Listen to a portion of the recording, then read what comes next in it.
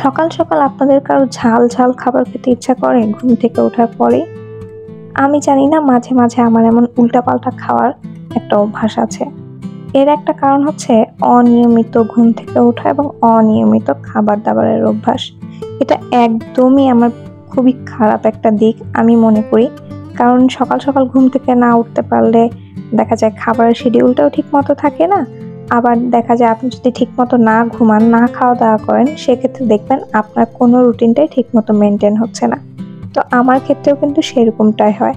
আমি যখন ওই নুডলসটা খাচ্ছিলাম তখন বাজে ভোর ৫টা। এখন তখনও পর্যন্ত আমি না ঘুমিয়েই ছিলাম। কি করার বলেন? এরকম একটা বদ অভ্যাস আমার আছে রাত জাগার। আসলে রাত জাগার না, ঘুম আসে না সেটা একটা অভ্যাস। তো যাই হোক, সকালবেলা তো ওটা খেয়েছিলাম, এরপরে লম্বা একটা ঘুম দিয়েছি বেলা ১টা পর্যন্ত। ১টার পরে ঘুম থেকে উঠে এখন বাসার কাজকর্ম করছি। তো গত রাতে ডিম আনা হয়েছিল। তো সেই ডিমটা আমি পানিতে ভিজিয়ে রেখেছিলাম যেন পরিষ্কার করা যায়। এখন সেই ডিমটাকে সুন্দর করে ধুয়ে বক্সে তুলে রাখছি ফ্রিজে রাখার জন্য। এরপরে রান্নাবান্নার তোড়জোড় করছি। আজকে রান্না করব গরুর ভুঁড়ি বা বট, সেই সাথে রান্না করব গরুর কলিজা। কখনো এমন হয়েছে যে সেম মশলা, সেম ইনগ্রিডিয়েন্টস, কিন্তু তারপরেও অন্য দিনের মতো মজার খাবার আজকে হয়নি, বা সেম ইনগ্রিডিয়েন্টস দেওয়ার পরেও আজকের খাবারটা অন্য দিনের চেয়ে অনেক বেশি ভালো হয়েছে? আমার সাথে কেন জানি এইরকম হয়, আমি জানি না। আমি অন্য দিন যেভাবে রান্না করি আজকেও সেভাবেই রান্না করেছিলাম, কিন্তু সত্যি বলতে আমার কলিজা ভুনাটা আমার একদমই পছন্দ হয়নি। কি আর করার, তাই আপনাদের সাথে যে রেসিপি শেয়ার করব সেটা আর করার সাহস পাচ্ছি না। তবে ভিডিও আকারে দেখিয়ে দিচ্ছি কি কি করেছিলাম।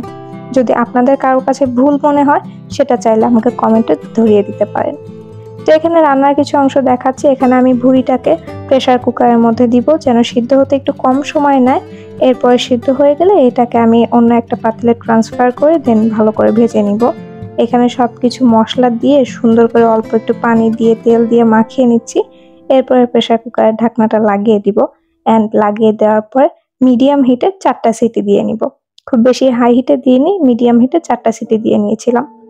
বটটা তবু খাওয়ার উপযোগী ছিল, বা ভুঁড়িটা খাওয়ার উপযোগী ছিল, কিন্তু কলিজা ভুনাটায় যে কি হলো, আমার কাছে কেন জানি তিতা তিতা একটা ভাব লাগছিল। এটা যে কেন লাগছিল আমি জানি না। তো কলিজাটা রান্না করার আগে আমি একটু লবণ আর হলুদ দিয়ে কিছুক্ষণ সিদ্ধ করে নিয়েছিলাম, তারপর ময়লা পানিটা ফেলে নিয়েছি, এরপরে রান্না করেছিলাম। কিন্তু তারপর কেন জানি খাবারটা একদমই ভালো লাগেনি আমার কাছে। শুধু আমার কাছে না, আমার হাজবেন্ডের কাছেও ভালো লাগেনি। কি করার বলেন, যার জন্য এত শখ করে রান্না করি তারও পছন্দ হয়নি। তার পছন্দের কথা বাদ দিলাম, নিজে রান্না করেছি নিজেই খেতে পারিনি, তাহলেই বুঝেন কেমন জঘন্য খাবার রান্না করেছিলাম। তো যাই হোক, অন্যান্য দিন তো খাবারের প্রশংসাই করি, আজকে না হয় খাবারের একটু দুর্নামি করে দিলাম।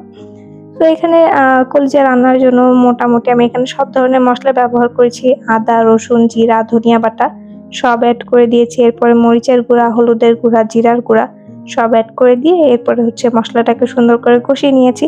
কষিয়ে নিয়ে আগে থেকে যে সিদ্ধ করা কলিজাটা ছিল সেটা দিয়ে দিয়েছি। এরপরে দিয়ে দিয়েছি স্বাদ মতো লবণ। লবণ দেওয়া হয়ে গেলে সবকিছু সুন্দর করে কষিয়ে নিচ্ছি। কষিয়ে নিয়ে সামান্য একটু পানি দিয়ে নিব, যেহেতু আমি একটু ভাজা ভাজা করতে চাচ্ছিলাম, এই জন্য অল্প একটু পানি দিয়ে দিয়েছি। এরপরে ভালো করে পানিটা শুকিয়ে গেলে নামিয়ে নিয়েছি। এর কথা আর কি বা বলি, খেতে তো ভালোই হয়নি, তাই আপনাদের সাথে যে খুব জোর গলায় বলবো কিছু সেটাও বলতে পারছি না। যেহেতু আমি লাইফস্টাইল ব্লগ করি, তো কি করেছিলাম ওই দিন সেই ভিডিওটা যেহেতু শুট করা ছিল, এই জন্য ভাবলাম যে আপনাদের সাথে শেয়ার করে দিই। আসলে লাইফটা না এরকমই, আমি তো মানুষ, ভুল ত্রুটি আমার দ্বারাও হয়। সবসময় যে আমি সঠিক, ব্যাপারটা কিন্তু একদমই সেরকম না। তো সেই দিক থেকে দেখতে গেলে আমি যেমন আমার সঠিকটা আপনাদের সাথে শেয়ার করি, বা ভালো দিকটা যেমন আপনাদের সাথে শেয়ার করি, ঠিক তেমনই খারাপ দিকটা আপনাদের সাথে শেয়ার করে দিলাম। আজকের ভিডিওটায় আপনারা আমার অনেক খারাপ দিক সম্পর্কে জানতে পারলেন। যেমন এই যে আমি ঠিক মতো ঘুমাই না, ঠিক মতো খাওয়া দাওয়া করি না, সেই সাথে আমার হাতের রান্নাটাও সবসময় মজাদার হয় না। আসলে সবাই সবসময় পারফেক্ট না। কারো না কারো কোনো না কোনো দিক দিয়ে খুঁত আছেই, আমি এটা বিশ্বাস করি। আবার সবাই যে কি বলবো সবসময় খারাপ এটাও না, সবার অনেক ভালো দিকও আছে। তো সেটাকেই কি বলবো, এটাই মানুষের গুণ। মানুষ খারাপ ভালো মিলিয়েই মানুষ, আমি সেটাতে বিশ্বাস করি।